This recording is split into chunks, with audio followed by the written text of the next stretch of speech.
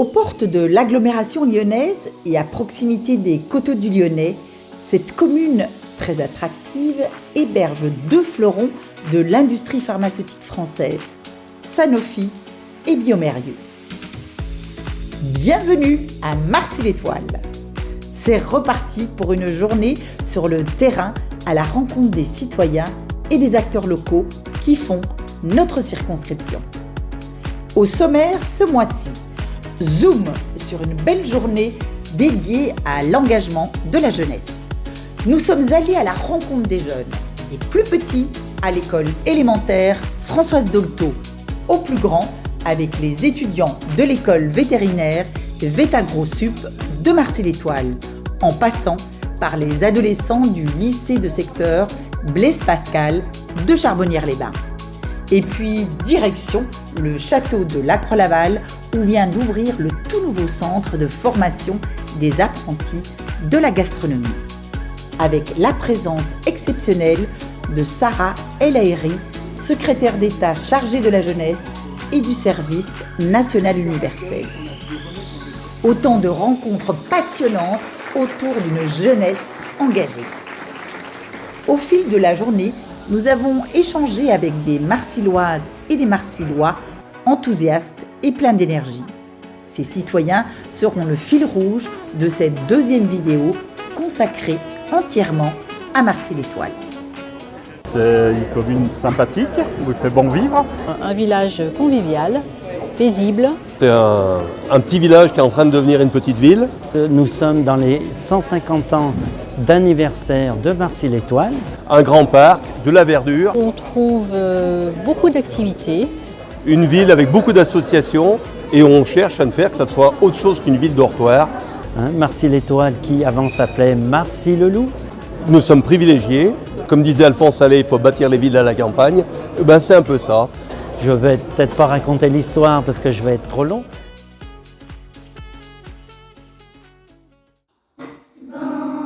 Ambiance à l'école élémentaire Françoise Dolto. Accompagné par le maire de la commune, Thomas Gassiou, député du Rhône, est allé à la rencontre des écoliers. J'avais à cœur de conduire notre député de circonscription, Thomas Gassiou, à l'école Françoise Dolto, pour deux raisons. La première, c'est les gros travaux que nous sommes en train d'entreprendre en termes de rénovation énergétique du bâtiment, travaux soutenus par l'État grâce au plan France Relance à hauteur d'environ 50%. L'engagement citoyen n'attend pas le nombre des années. J'avais aussi à cœur de partager avec Thomas Gassiou l'expérience de ces jeunes de CM1 et de CM2 qui s'impliquent pour les autres au sein du conseil municipal des jeunes. Cette année, on va refaire toute la cour de l'école, de cette école. On va essayer un peu de faire un sondage, c'est-à-dire demander aux gens ce qu'ils aimeraient dans la cour. Et puis aussi, améliorer les jeux qu'il y a dans la cour. C'est un beau sens de l'engagement dès le plus jeune âge. Curieux, ils ont interrogé leur député sur son parcours ou encore sur ses missions, sous l'œil attentif de leur professeur. Cette rencontre aura permis aux écoliers de mieux saisir le fonctionnement de nos institutions et de les sensibiliser aux principes de notre République.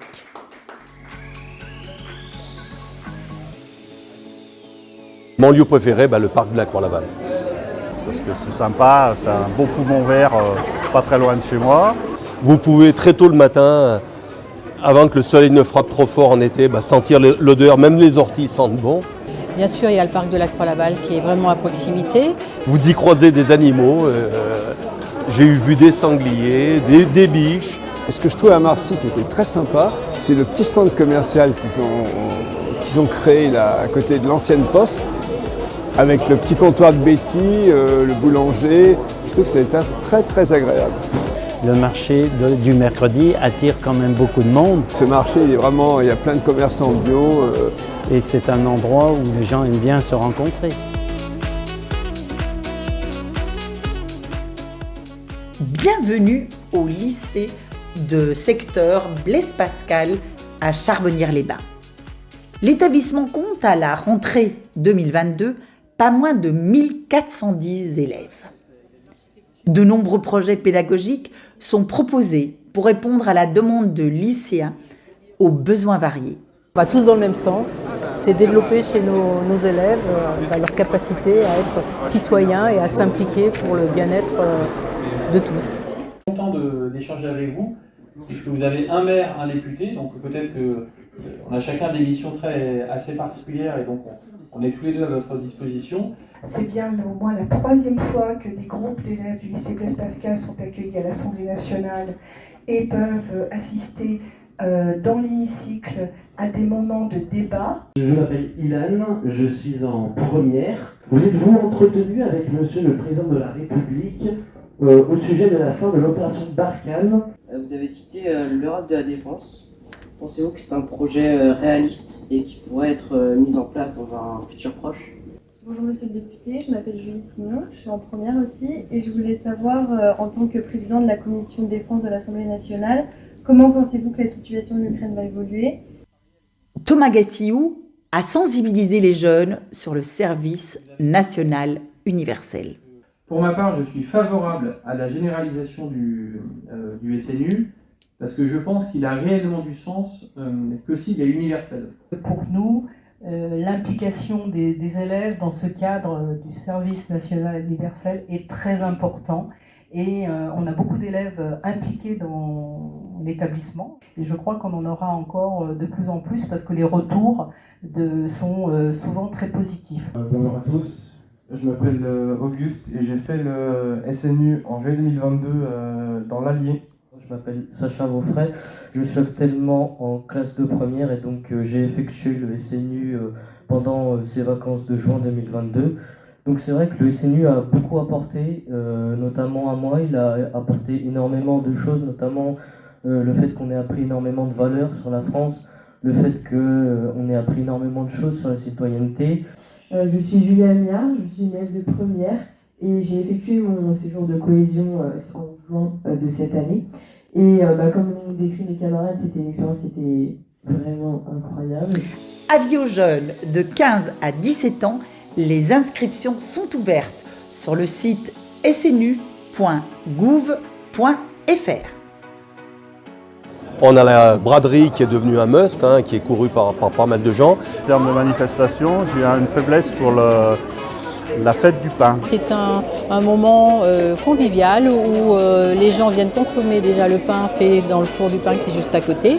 C'est une fête très originale, très sympathique.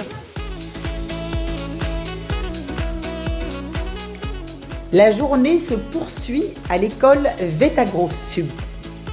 Cet établissement de renom est la seule structure française à former à la fois des vétérinaires, des ingénieurs agronomes et des inspecteurs de santé publique vétérinaires dans une approche globale des questions de santé. Entre les étudiants et le député, les discussions ont, là encore, filé bon train. Je me destine à être vétérinaire praticien en rural, plutôt une mixte équine rurale. Je suis vice-président de Proveto Junior Conseil Lyon. Je suis aussi trésorier général du Cercle Bourgelat, qui est le bureau des élèves de Vétagro-Sub. Donc je suis en 2e année et j'aimerais être praticienne rurale mixte canin. Et je suis aussi membre de l'association Proveto Junior Conseil en tant que développeuse commerciale et qui est la junior entreprise de Vétagro-Sub. Mon engagement à Proveto Junior Conseil Lyon, c'est tout l'aspect professionnalisation et tout ce que nous apporte tant sur le côté management ou gestion d'équipe et ainsi de suite, auquel on va être confronté plus tard. Pour moi, c'est entièrement complémentaire à ma formation de vétérinaire. Pour moi, vétérinaire, ça ne se résume pas juste à soigner les animaux, ça se résume aussi à tout l'aspect humain qui est que plus tard, on va gérer une entreprise, on va être en lien avec des personnes. Puis même d'un point de vue humain, c'est très important d'être ouvert autour de nous et de savoir ce qui se passe partout dans l'univers où on vit. L'intervention du député était très attendue par les étudiants, notamment ceux qui ont un engagement citoyen dans les associations de l'école et qui ont à cœur que leur école fonctionne bien. Et je pense qu'elle a donné envie, elle a vraiment donné envie aux étudiants d'aller plus loin dans leurs engagements, de le partager auprès des autres. C'est vrai qu'étudiant, je pense qu'on est peut-être, on a moins le temps, ou on prend moins le temps d'aller directement à la rencontre des députés ou de personnes comme ça. Et donc le fait qu'ils viennent directement sur l'école et nous rencontrer, je pense que c'est assez intéressant et c'est à garder et à développer. Ça nous rappelle à quel point notre voix est aussi très importante. Je suis retraité, je bricole beaucoup. Je suis caviste à Marcy-l'Étoile. Puis j'essaie de participer, donc comité de pilotage, comité historique. J'y vis, j'y passe du temps en famille, j'y passe du temps dans des activités parallèles. Alors en tant qu'élu déjà ça prend pas mal de temps. Je m'occupe de pas mal de choses, notamment au niveau de la municipalité. Le plaisir, c'est de pouvoir passer de Charbonnières ici en vélo ou à pied par les pistes cyclables. Mais on peut rayonner à pied en partant sur Lantilly, Sainte-Consorce, Vaugneray. On peut aller très loin à pied, il y a des grandes possibilités. Là, on vient en vélo, on peut boire un petit café. Lors des 150 ans, j'ai fait par exemple la cuvée des 150 ans. Ensuite, je suis dans une association où je pratique le rock. Le champagne des 150 ans. Oh, il y a toujours de quoi faire en fait, on ne s'ennuie pas à Marcy.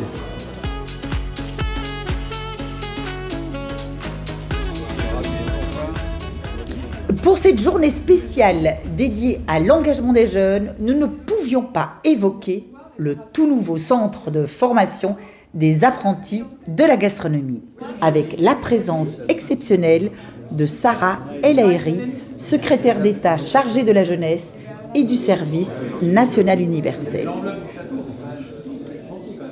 Le château de la Croix-Laval, dont les fondations les plus anciennes remontent au XIIe siècle, a entièrement été réaménagé pour devenir le premier CFA de France dédié à la gastronomie. Oui, au niveau technique, on a fait une très belle opération de revalorisation de tout ce qu'on a enlevé. Un établissement de prestige sous la houlette du chef lyonnais étoilé Christian Tête-Doigt. Ce jour-là, ce lieu d'exception a servi d'écrin à la finale du concours du meilleur apprenti cuisinier de France 2022. Promotion Georges Blanc. Un moment fort et chargé d'émotions pour tous ces apprentis au service de la gastronomie française. Alors, étant donné que je suis de la municipalité, je le connais. Monsieur Gassilou, bien sûr, notre député, je le connais. Je connais de nom le député. Ce que j'ai bien aimé, c'est qu'il est vraiment très terrain. Ses actions, c'est de venir nous voir, de venir. Alors, il va dans tous les villages une fois par semaine, je crois, il fait le tour. C'est une personne que je respecte, que je trouve qui est très à l'écoute. Je crois aussi qu'il y a des fonctions importantes maintenant au niveau national. Il a pris la défense, je crois. Voilà. Je m'intéresse au sujet sur lequel il est particulièrement féru et compétent. C'est quelqu'un qui est jeune déjà, dynamique. Donc j'ai du plaisir à le rencontrer à chaque fois. Qu'il reste attentif sur le problème de l'évolution climatique, on en a tous conscience. On est tout ouvert au dialogue. La journée s'est terminée à la salle des fêtes de Marcy-l'Étoile pour un grand débat public organisé avec les citoyens du conseil de circonscription. Face aux incertitudes du monde, quel rôle pour chacun? À découvrir plus en détail dans notre vidéo consacrée entièrement à cet événement. C'est pour ça que nous sommes en train de porter un projet un peu particulier qui s'appelle le service national universel.